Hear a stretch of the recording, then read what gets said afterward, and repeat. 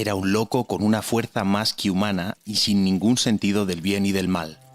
Un tipo que podía pasar horas frente al espejo acicalándose su característico bigotillo a lo Cantinflas para después salir de casa y violar el cadáver podrido de una anciana de 40 kilos.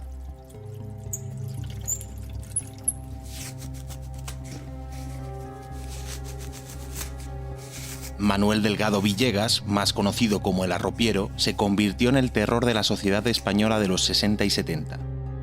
Cuenta con el tétrico récord de ser el asesino en serie más prolífico de España, 48 homicidios reconocidos hasta que fue capturado en 1971. Esa fue su versión, pero la realidad es que solo pudieron demostrarse 4. Lo que más sorprende es que el mismo hombre que mantuvo en jaque a la policía durante años respondió así cuando le preguntaron en qué pensaba al arrebatar una vida. Yo no pienso en nada, yo no pienso. Yo comer, dormir, a lo mío.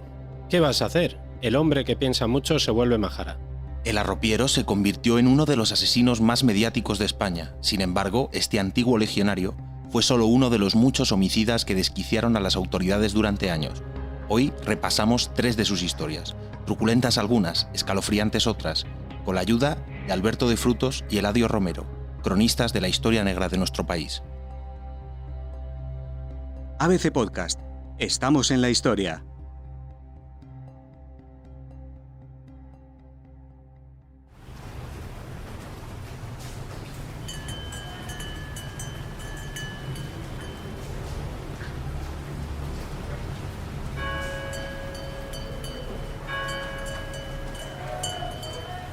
Viajamos a través de los sonidos hasta la verde aldea de Reguiero, en Orense. Allí nació Manuel Blanco Romasanta en 1809. Tras una infancia turbulenta, algunos delitos menores y mayores le obligaron a huir a través del norte de la península, aunque terminó por volver a su Orense natal. Manuel Blanco Romasanta era lo que podríamos llamar un buhonero, ¿no? Era un vendedor de baratijas que recorría los caminos con su género a cuestas. Él a los 22 años se casa con una vecina, Francisca, con la que no tiene hijos y que fallece prematuramente. Luego tuvo relaciones con otras mujeres a las que iba conociendo en la práctica de su oficio, pero no llegó al altar con ninguna de ellas. Y bueno, pues junto con su probable atractivo físico, no lo sé, también era un tipo con muy malas pulgas, ¿no? De hecho, antes de emprender su carrera criminal en Rebordechau, una aldea de Orense, parece que estuvo implicado en la muerte de un alguacil de un pueblo de León, aunque no se hallaron pruebas concluyentes contra él. Y luego hay un aspecto bastante controvertido, y es que en su partida de nacimiento Manuel figuraba como Manuela, lo que ha llevado a algunos investigadores a plantearse su verdadera identidad sexual, ¿no? ¿Era Romasanta un hermafrodita? Pues parece ser que sí. Cuando falleció su esposa, empezó a ser conocido como el hombre del sebo o el sacamantecas. La razón era que se dedicaba a recoger sebo para venderlo en Portugal, donde era utilizado para elaborar extraños ungüentos que, según decía la tradición, eran capaces de curar todos los males. Años después, cuando se dieron a conocer sus crímenes, no tardó en generalizarse la idea de que aquella materia prima la sacaba de sus víctimas.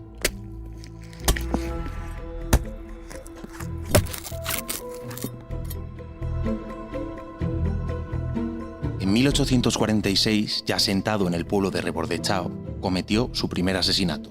En esa aldea orensana de Rebordechau su vida ya era algo menos nómada. Trabajaba como jornalero en una finca y allí conoce a una mujer 10 años mayor que él, Manuela García Blanco, de la que se enamora. Ella ya había estado casada con anterioridad y había tenido una hija de soltera, Petronila. Pues bien, cierto día Petronila sale de paseo con Romasanta por la sierra de San Mamede y ya no regresa.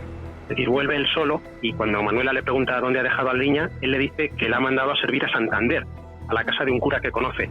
Manuela lo cree a pies juntillas y solo una semana después la pobre decide ir a visitar a su hija con el mismo resultado, es decir, también desaparece. Y luego el lobo seguirá su caza con la hermana de Manuela y el hijo de esta, Francisco, que también se esfuman de la faz de la tierra.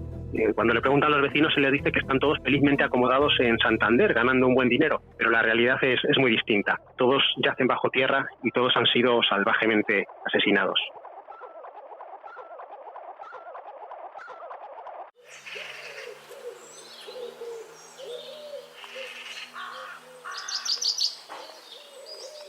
Brotó la bestia, y lo hizo tras la imagen de persona bondadosa y dedicada que Romasanta extendió entre sus vecinos. Cosía junto a las ancianas del pueblo, se prestaba a ayudar en cualquier tarea cotidiana, y a cambio de unas monedas siempre estaba dispuesto a acompañar a mujeres deseosas de atravesar los bosques y buscar una nueva vida en la cercana Santander. A la mayoría les prometía mediar para conseguirles un buen trabajo con algún ricachón local ávido de servicio doméstico. Todas sus víctimas, o las que conocemos, eran mujeres o menores de edad, pequeños a los que atacaba por caminos solitarios, aprovechándose de la confianza que generaba en ellos, porque todos lo conocían. Su intención era siempre quedarse con su dinero, ni más ni menos, con una conciencia totalmente insensibilizada, pero en su descargo aparecerá, como dices, una razón mucho más incontenible e irracional, ¿no? Porque lo que afirma Roma Santa es que sus actos responden a que es un hombre lobo que actúa bajo el influjo de la luna llena, junto con dos socios que, al igual que él, pues se ponen a aullar en la madrugada y asaltan a esos inocentes, ¿no? La opinión pública no sabe qué pensar. ¿Es un loco maníaco o un individuo en plena posesión de sus facultades?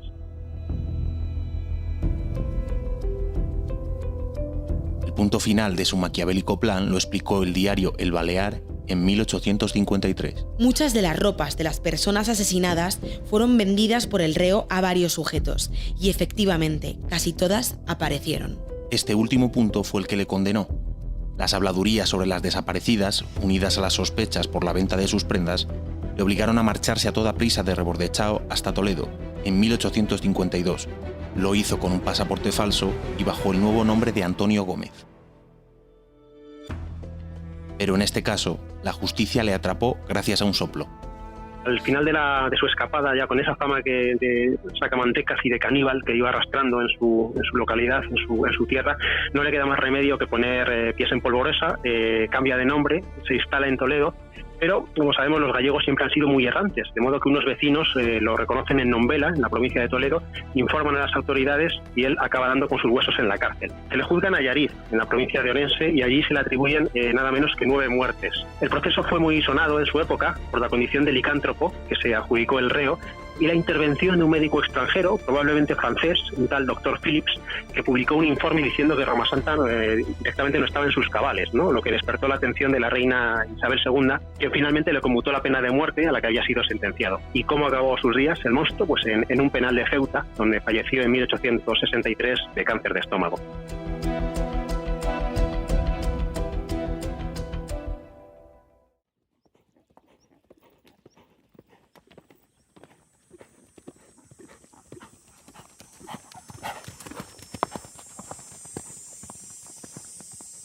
Y de la húmeda Galicia de 1809 al calor andaluz de un siglo después.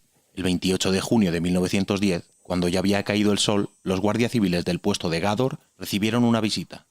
Pedro Hernández, al que todos conocían como el Tonto en Almería, se presentó ante ellos para declarar que había hallado el cuerpo sin vida de un pequeño de apenas 7 años en un barranco cercano. Los agentes no podían saberlo, pero acababa de empezar una carrera para desenmascarar al asesino que avivó la leyenda del hombre del saco español. El germen del crimen se había plantado unos meses antes y de la mano de un personaje tan turbio como Francisco Ortega. A Ortega le habían diagnosticado una tuberculosis pulmonar, se podría decir que tenía los días contados, y en su desesperación se puso en manos de una curandera que al principio le aplicó una serie de remedios infructuosos, ¿no? En vista de la insistencia del enfermo y de sus ruegos, la mujer pasa, digamos, al plan B y le dice: bebe la sangre de un niño y aplícate sus mantecas sobre el pecho y verás cómo te curas. Una barbaridad totalmente fruto de las supercherías y el oscurantismo de la época. Por supuesto, la cura no le saldría gratis, ¿no? Le pedía 3.000 reales que tendría que pagar este desahuciado y que involucraría, además de a la curandera, a su hijo, que el llamado Tonto, y a otro personaje muy siniestro, Francisco Leona, barbero y curandero como ella, que era miembro de una familia respetable y que realmente se considera el cerebro del plan. Ortega, Rodríguez y Leona necesitaban un brazo ejecutor, y este fue el Tonto, a quien le prometieron unas monedas para comprarse una escopeta. Pero también necesitaban un niño al que asesinar, y la víctima escogida fue el pequeño Bernardo. Las crónicas de la época fueron muy minuciosas y nos ponen la piel de gallina, ¿no? Bernardo tenía solo 7 años cuando Leona y el Tonto lo secuestraron mientras estaba recogiendo unos higos. Lo llevaron en un saco hasta un cortijo deshabitado, donde se reunieron con el enfermo, la curandera y varios familiares de esta. Lo colocaron sobre una mesa para el sacrificio ritual, le clavaron una navaja en la axila para extraer de la sangre, mientras Ortega se la iba bebiendo de una olla, ¿no?, en la que estaba cayendo, mezclada con azúcar, supongo que para que le entrara mejor. Y cuando acabó el ritual, lo metieron en el mismo saco y entre Leona, el Tonto y la curandera, Agustina, lo llevaron hasta un barranco donde lo mataron a golpes. Las investigaciones fueron arduas, pero no tardaron en arrojar luz. La primera migaja del camino llevó a la Guardia Civil hasta Leona. El Tonto le acusó de haber matado al niño. Ambos fueron arrestados e interrogados. Al final, parte de la verdad salió a la luz. Fue el propio Julio, el tonto, quien puso a las autoridades sobre aviso al llevarles hasta el lugar del crimen. Como no era muy espabilado, su propio nombre lo dice, él mismo acusa a Leona del crimen porque este no le había comprado la escopeta que le había prometido, ¿no?, por su intervención en estos hechos. Así que la Guardia Civil no tardó en detener a ambos y entre sus declaraciones y los testimonios contradictorios de los otros implicados, la verdad es que no costó demasiado reconstruir las circunstancias del caso. Y una vez que concluyó la instrucción, el fiscal de la Audiencia de Almería pidió hasta 8 penas de muerte. O sea que, paradojas del destino, a nuestro amigo Ortega no lo mató la tuberculosis, sino finalmente el garrote. Con las pruebas en la mano, el tribunal lo tuvo fácil. Después de 5 jornadas de juicio, se leyó sentencia.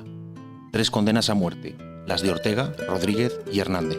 El resto fueron liberados, poco castigo para una sociedad indignada por la muerte de un chiquillo sin pecado. El diario ABC insistió en sus muchos reportajes sobre el crimen la profunda herida que había provocado este asesinato en la España de principios del siglo XX. La gente, a la salida del juicio, rompe en gritos unánimes de indignación y de protesta. Los guardias tienen que despejar para abrir paso y proteger a los criminales contra las iras de la muchedumbre, mientras suben al coche que arranca al galope, seguido por más de 2.000 personas que siguen dando voces y gritos pidiendo justicia.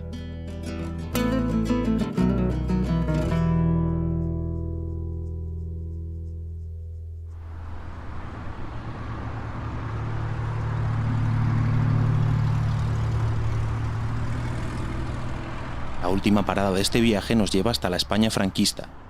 Aunque al arropiero poco le importaba que se sentara en la poltrona un dictador, Manuel Delgado vivió en Mataró hasta los 18 años, cuando decidió ingresar en la Legión para huir de la miseria que le rodeaba. Allí aprendió el golpe legionario, un movimiento que años después utilizó para acabar con sus víctimas. Él decía que era cierto, ¿no? Y más o menos está demostrado que ese golpe legionario existe y que puede provocar la muerte. ¿Cómo era? Pues era un golpe seco y eficaz. Digamos que era como un disparo, o sea, una especie de golpe mágico y tan sencillo como un leñazo con la mano abierta en el cuello de la víctima, concretamente en la nuez, para provocar la rotura del hueso hioides de la laringe y provocar así la asfixia. Desde luego, por supuesto, hace falta mucha fuerza y mucha precisión para ejecutarlo con éxito, ¿no? No creo que todo el mundo pudiera hacerlo. Y hasta un punto yo creo que diría que hacía falta cierta práctica, ¿no? Todo lo cual le sobraba al arropiero, que empleaba esa técnica cuando sus víctimas, que siempre eran más débiles que él, estaban desprevenidas. Tenía otro nombre, ese método, que era tragantón, y desde luego era muy ventajoso, porque al fin y al cabo, a ojos de un forense, la muerte por esa causa, mediante esa técnica, podía pasar por causas naturales. El primer asesinato lo perpetró en Barcelona. Se desconoce qué sucedió en su cabeza. Quizás le nubló el juicio la droga que consumía a paladas, o la falta de ella. Caminaba Villegas el 21 de enero de 1964 sin rumbo alguno cuando cerca de la costa vio a un hombre. Era Adolfo Folch Mintaner y dormía sobre un muro bajo con una chaqueta que le cubría la cara. La mítica periodista Margarita Landi, que investigó el caso, narró así los acontecimientos. El arropiero se aproximó a él, procurando no hacer ruido, y desde encima del muro de ladrillo alargó el brazo y le golpeó fuertemente con una piedra. El arropiero acabó con la vida de su víctima y por nada. Todo fue por muy poco dinero. Muy poco. Y un reloj de níquel por el que apenas saqué unas pesetas. Le robé su documento de identidad y la fotografía de una señora de gafas. Como una niña.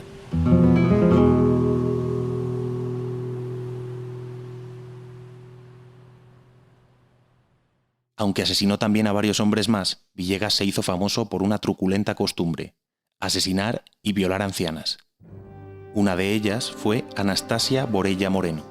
¿Qué clase de hombre puede llegar a esos extremos? Pues el arropiero de ese hombre. Y lo hizo. Y no una, sino al menos que sepamos 3 veces, aunque a juzgar por el reguero de casos que quedaron sin resolver, pudieron ser muchos más, ¿no? Primero, una estudiante francesa de 20 años la violó en Ibiza después de muerta, después de haberla asesinado. Esto sucedió en 1967 y un amigo de la víctima, un estudiante norteamericano, pasó un año entre rejas acusado de ese asesinato. Volvió a ocurrir lo mismo con Anastasia Borella, que era una cocinera que en 1969 se cruzó en su camino en Mataró, y tras ser golpeada hasta la muerte con un ladrillo y arrojada a un torrente, fue también profanada por el psicópata. Y menos de 2 años después la historia se repetiría con Antonia Rodríguez Relinque, una mujer con discapacidad mental con la que, según parece, practicó necrofilia varias veces tras asesinarla y abandonar su cuerpo en un paraje del puerto de Santa María. La policía siguió la pista de los asesinatos desde 1964, pero tardó 7 años en apuntar al arropiero. El crimen que le condenó fue el de Antonia Rodríguez Relinque. Había acabado con ella mientras mantenían relaciones sexuales. Los agentes le instaron a visitar la escena del crimen, y al llegar, el grupo se topó con el cadáver de la mujer. Después de descubrir que Villegas había cometido este crimen, la policía le interrogó para saber si había asesinado a más personas. La actitud del arropiero cambió. Si hasta entonces había negado los crímenes, afirmó que había cometido un total de 48 asesinatos a lo largo y ancho de Europa. Desde París hasta Italia, dijo haber matado a todo tipo de mujeres que le pedían sus favores sexuales. Yo creo que uno de los casos más difíciles con los que la policía tuvo que lidiar en la España de Franco, ¿no? En esa España aparentemente idílica. Y él mismo, como presumía de ellos, se atribuyó nada menos que 48 asesinatos, ¿no? Ahí estuvo la dificultad, ¿no? En hacer la trazabilidad de cada uno de esos casos, aunque al final solo se investigaron 22. La geografía por la que se movió el estrangulador del puerto fue tan extensa que durante 2 años los agentes recorrieron media España con él en busca de evidencias para reconstruir sus crímenes. E incluso Villegas dijo que también había operado fuera de España, en el norte de Italia. Al final, podemos decir que lo que conocemos sobre sus andanzas no deja de ser una aproximación que se zanjaría con 7 crímenes confirmados y un sinfín de conjeturas sobre los otros. ¿Y qué decir del juicio? Pues que realmente no lo hubo, ¿no? La causa fue archivada provisionalmente por la Audiencia Nacional en 1978 y el criminal se mantuvo a la expectativa en el Centro Psiquiátrico Penitenciario de Carabanchel, primero, en Fontcalén después, donde fue entrevistado en un célebre encuentro por televisión española, y finalmente en Santa Coloma de Gramenet, y ya en libertad vigilada, digamos, murió con la mente totalmente perdida, ¿no? Un fantasma del pasado que se encarna en nuestras pesadillas. La prensa adoraba a Villegas. La famosa revista de sucesos El Caso, entre las más leídas de la época, le dedicó portadas e infinidad de artículos. El arropiero, psicópata del puerto de Santa María. Son tantos los crímenes que confiesa que ya cuesta trabajo creerle. El arropiero, enterrado por loco. Una increíble historia real de sexo y crímenes.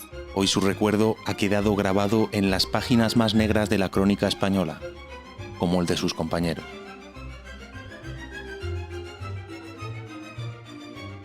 Puedes escuchar todos los episodios en abc.es, iVoox, Wanda, Spotify, Apple Podcast y Google Podcast.